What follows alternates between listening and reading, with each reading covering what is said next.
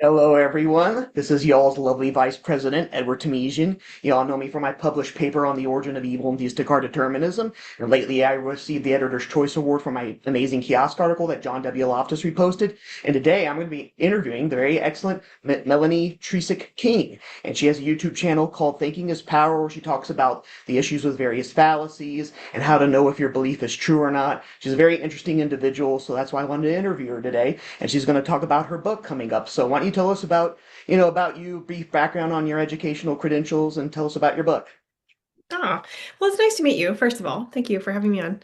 My name is Melanie Trecek-King, and I am the creator of Thinking is Power. The idea being that we've all heard knowledge is power, but there is too much to know, and we honestly carry access to basically all the world's information in our pockets. So the better question is, when you need information, can you find it and use it to make reliable decisions? So thinking is power. That's where that came from. Um, my background is I'm a biologist, actually a plant ecologist. I focused on fire ecology in the Great Plains. And I transitioned to teaching non-majors biology at a college in Massachusetts. And I love biology and I think science is important and everyone should know it. And I also know that my students hated it. So I was thinking, what can I do? Like, if I had a single semester to teach the average person what they needed to know about science, what would that look like? And I realized it wasn't intro bio, with as much as I loved intro bio. So I created a course in its place I called Science for Life. And the basic idea is we have to understand how we think and how information works and how to find reliable information, and then how science works and how to find reliable science information. So in that process, I thought, I wonder if non-student humans would find the content interesting. So I created Thinking is Power.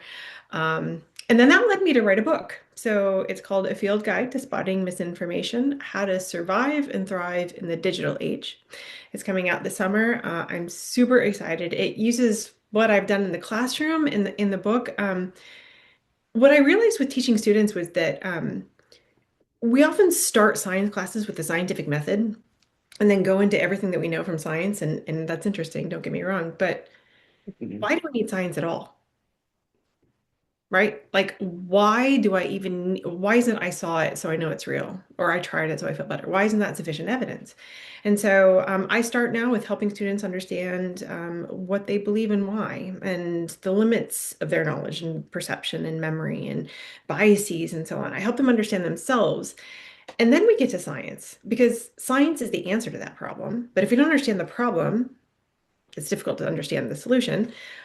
And also, misinformation is a great way to teach how reliable information works. And so I was including misinformation in class because if I want them to understand science, how does science now work? How does pseudoscience work? And so I wrote the book with all of those things in mind, and hopefully it's useful to people. Awesome. Sounds exciting. All right, folks, check it out when it comes in the summer. All righty. Going into our next question. So I wanted to talk to you about the issue with artificial intelligence. I know you brought it up in one of your videos. So where do you see it going in the future, and what are its problems? Yeah, that's a good question. And so there's a chapter on AI in my book, and that chapter was outdated the moment I wrote it, and it's in copy edits now, and it's probably outdated already again. And I used a friend who's an AI expert in the chapter, and it's AI is evolving really rapidly, and our ability to understand it is always behind what it's doing. And so, Yes. to me, it's not about trying to keep up with AI. I'm going to rant for a second because whenever I talk about misinformation these days, people are always asking about AI, and I totally get it. What AI can do is truly astonishing. And the Gen Xer in me remembers not like a childhood that was truly free range without having a phone in my pocket. Like my parents didn't know where I was, and I couldn't contact them if I needed to, right? There was no like access to everything in my pocket. And so, when we're talking about media literacy, though, so I work a lot with educators and with students.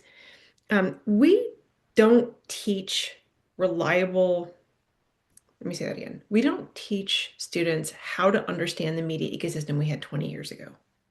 Let me say that a different way. I've been in countless schools. They teach students Wikipedia is not reliable. Actually, it's pretty reliable. I mean, don't cite it in a research paper, but it's a pretty reliable source. They teach don't use it at all. They don't teach about misinformation at all. They don't teach how to fact check. And if they do, they use a tool that has been outdated for about 20 years and can actually mislead students. My point is, and they don't teach students why they might fall for certain kinds of misinformation, right? Mhm. Misinformation is one thing. Understanding how misinformation works is important. But unless we understand our vulnerabilities, then we're going to fall for it, right? If we don't understand our limitations and what we want and don't want to believe, we're just going to use Google to lead us to directly where we want to go. So I worry that we have a 20, 25-year-old media literacy gap, and we're focused on AI, and it's the shiny new object, but it's distracting us from all of the basic skills that could help us with media in general, and also help us with whatever AI does next. Mhm. Gotcha. All right, very good answer. Thank you for answering that question. Alrighty, going into our other question. So, as you know, as I told you before in my email that I interviewed the legendary Erica, who goes by Gutsit Gibbon on YouTube, a famous evolutionary biologist. She has a good amount of credentials for a 20-year-old, and she is the first person that I know of in history to make popular the accelerated nuclear decay problem. And now it's a problem with young Earth creationism, and we also had a video, you can check out our interview if you'd like, on the issues of how many animals would have to be aboard the Ark and all that stuff. And so my question to you is, though young Earth creationism shouldn't be taught in schools because, the evidence to back it up isn't that good, what do you think about they're being taught in schools the various issues surrounding it. So the next time a young Earth creationist says, "Hey, you should believe our views," and they give their assertion, people know how to refute their assertion because they know that their evidence is faulty and stuff like that. What would you say about that? Oh, I have so much to say about this. First of all, Erica is wonderful. We did a panel together with the famous Dr. Carl as well, and that was the first time I met her, and she is wonderful. Um, Also, I grew up a young Earth creationist. So I understand um, I understand why somebody might believe that. Um, I may ramble for a second, but hopefully this is useful. So I was raised in a very small town in Western Iowa. The church was the center of everything. Mhm. Um, and I was taught that God made man in his image and that made woman out of him to serve him. And not only young Earth creation, like the Earth was 6 to 8 thousand years old. Noah's flood explained everything from the fossil record to um, why humans lived to be 800 years old before the flood, because there was the wall of water around that made perfect conditions, and humans and dinosaurs lived side by side. Mhm. Um, I still have this to say. So when I went to college, I was studying to be a veterinarian, so I was a biology major. Mhm. And so I was hearing the arguments that supported evolution. And those arguments did not convince me one bit because as a young Earth creationist, I was prepared with the counter arguments. They were not an accurate representation of those arguments, right? They were straw man versions. Um, I was not I was not fully educated, but I was certainly convinced enough that I was. Mhm. And I was also convinced that evolutionists were anti-God and that were anti our community and they were from the devil and they wanted to destroy us and our community. And um, all that's to say, learning about evolution did not change my mind.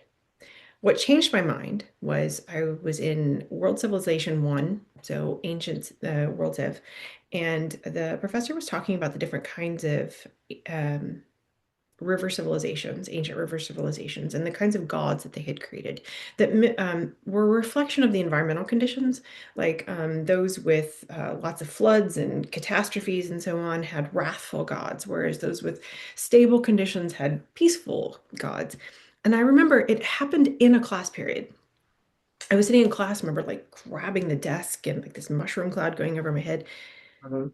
Like, crap, you mean God didn't make man, man made God? And as somebody who was raised that women were second-class citizens because of this preordained God had made man, I was open to that message. But it was the first time it ever occurred to me, at least, that man could make God and that that God would be a reflection of man. So all that's to say,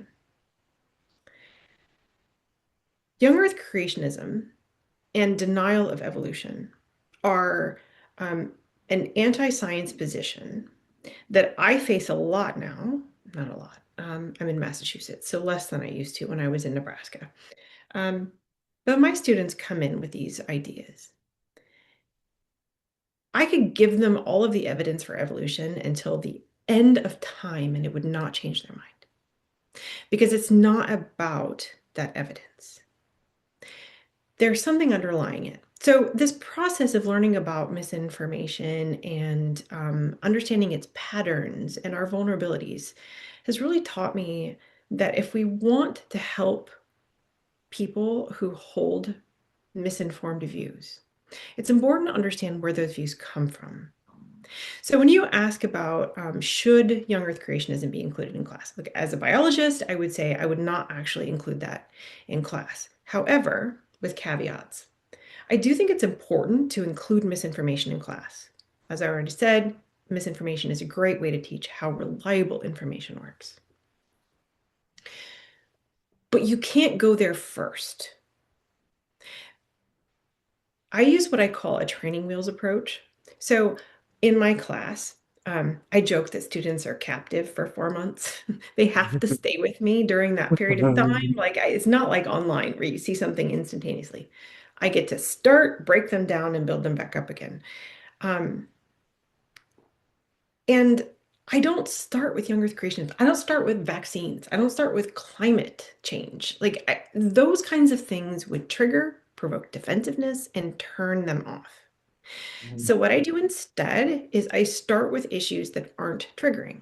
Witchcraft, fake personality assessments, ghosts, UFOs, the kinds of things that wouldn't trigger most people. And in this process, I'm teaching students the skills, how to think better, how to understand their own limitations, what makes some information more reliable than others. And I'm going to graduate to taking off the training wheels and then going down the mountain with a mountain bike. But I don't start there. And so when we talk about something like young Earth creationism, there's a tendency, as a science community, there's a tendency to go in and say, well, you're wrong, you're stupid, and here's why. And that is never going to work because well, first of all, calling somebody stupid is never going to work. Um, but if they're wrong, it's part of who they are. For me, young Earth creationism was my church, it was my community, it was my whole town. It was who I was. That was a lot to risk to be wrong. And so, understanding, having being a place now on the other side of this as a science communicator, being the place where people can come and think about these things and not be triggered and understand their own thinking so that they can come to a better conclusion as opposed to just throwing evidence at them. I'm hoping is a better way at helping them get to the more right conclusion. There's something else when I say more right, more likely to be true. There's something else with critical thinking and science education and misinformation that's important here, and that is the difference between the kinds of claims we can test and those we can't. So something like how old a fossil is, or the genetic relatedness between species, or the geographic locations of species. I mean, all the vestigial structures, homologous structures, all of those lines of evidence. Those are all falsifiable. They are empirical, they're evidence-based. I was on the side of that was, young Earth creationist. I had my own evidence. Um, but the reason that I believed it was not the evidence. I thought it was. But if you drill down, there's something under it that's not falsifiable. And it was my values, it was my identity, it was my community, and it was the belief that there is a God. That is fundamentally unfalsifiable. We cannot have proof or disproof one way for a God because it is not part of science. This is not to say, like, if there was a God, you would expect there to be evidence for the God. For me as a science educator, let me just say this, for me as a science educator, what's more important to me isn't to convince somebody that my position is right. It's to help them distinguish between the kinds of claims that can be proven wrong and are evidence-based and those that can't be and are not evidence-based. And once you have that, to try to understand what might be motivating the kinds of evidence that I accept. I personally don't like to, I will now teach evidence for evolution. Um, the falsifiable evidence surrounding young Earth creationism, that is one thing. But to me, it is important to separate the spiritual aspect from the physical aspect. Um, it's not only good, it's not only a reliable indicator of science and critical thinking, but I'm just picking and choosing my battles. I'll let somebody get the rest of the way there on their own, but let's just draw the lines where we can and understand what it is that we're actually talking about. Very good presentation. All right. I guess we'll end it off with one last question. I know in one of your videos you touched around the issue with the birth rates declining. I know a lot of people have been talking about that. So why don't you tell us about that and what your issues are?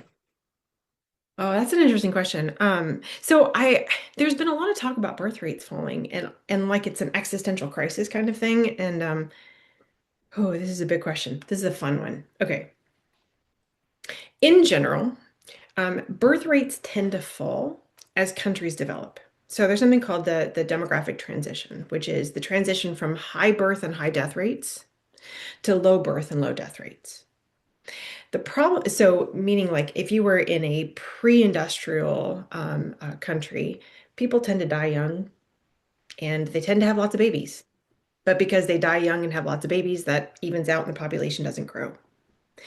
In developed countries, people don't die, they die less, and they have fewer babies. So again, the population doesn't grow. But in the middle there, there's a period of time where death rates fall, but birth rates stay high for various reasons.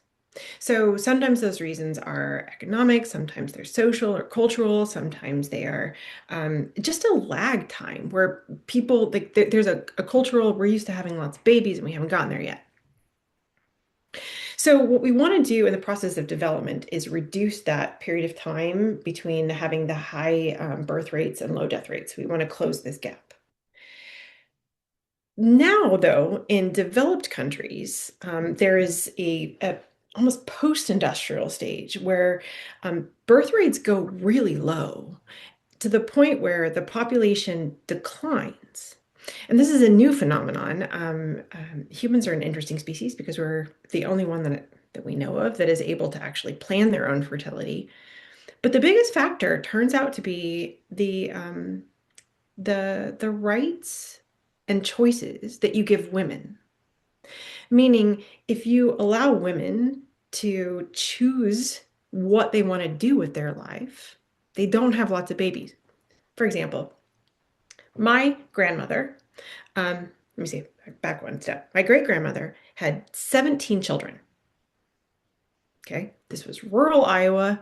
At the time, it was undeveloped. They didn't have running water. They didn't have electricity. This was basically an undeveloped area. Lots of kids, like 6 of them died in infancy. So you have lots, many of them die. Um, so that was my great grandmother. My grandmother had 3. My mother had two. My brother has one, and I have none. So that is sort of a, a good microcosm of what happens when women have choices and they sometimes choose to do other things with their time than having babies. There can be issues to this, right? There's issues with maybe nation security, with a lot of economies or social programs are based on this sort of pyramid where there's a working base and they help support the elderly people. But when it starts to look more like this, then that becomes more difficult. And when it looks like this, it's even more difficult. So right now, though, the vast majority, something like 90% of population growth is in developing countries that still have that lag between high birth rates and low death rates. Let me say that again. Yes, so that their death rates are falling. They're living longer, which is what we want, but they're still having more kids. Um, there is there's called a replacement, where the people who are alive today are basically replacing themselves. So the population will continue to grow, but not exponentially like it has been. The real question is, how many people can Earth support? And I think that's what we really care about. So when we're trying to figure out how many people Earth can support, it it depends. Meaning it depends on the resources that we use. We could support way more Bangladeshis or Kenyans than we can Americans because the average American uses far more resources per person than the average person from these developing countries. So we're in this bind where what we want to do is help the developing countries develop so that the birth rates fall. And the good news about that is when that happens, the quality of life improves for each individual, right? It's a win-win. Their lives get better, they live longer, they have fewer babies. But we also have to figure out how to get the developed countries, the wealthy countries, to use fewer resources because we can't support 8 billion Americans, right? So we're trying to figure this whole thing out. But as why the biggest factors for why the birth rates fall, it's women's rights and it's poverty. Those are the big ones. When women have access to birth control, when women can do things with their lives other than make babies, then they generally choose to. And when people are wealthier, they have fewer children, but they also use a lot of resources. I love that question. And as you could tell, it's one I could talk about for a very long time, but hopefully I answered it. Oh, you did. It was very informative. Thank you very much. Well, that's all the questions I had for you. Thank you for being on and answering them. And before we tune off, did you have any final thoughts? Or you could also tell us, how people could reach you as well. So take it away. Oh, thank you. So my biggest site is Facebook, but on social media, I'm at Thinking Powers. I'm trying on YouTube. So if you want to subscribe to my YouTube channel, I would be eternally grateful. My book is a Field Guide to Spotting Misinformation, and it is out August 4th. And this is my first book, so I'm learning a lot about this process. What I have learned is pre-orders matter a lot. Apparently, pre-orders tell the companies how much interest there is in the book. So the more pre-orders there are, the more they print, the more they push it out. And so it would help me a great deal if you were to pre-order the book. Righty. Well, thank you very much for being on. And in a little bit, I'll give you the link to this. You can share it around, share with friends and family, do whatever you like with it. Thank you again for Thank being you. on. It's nice to meet you. Yes.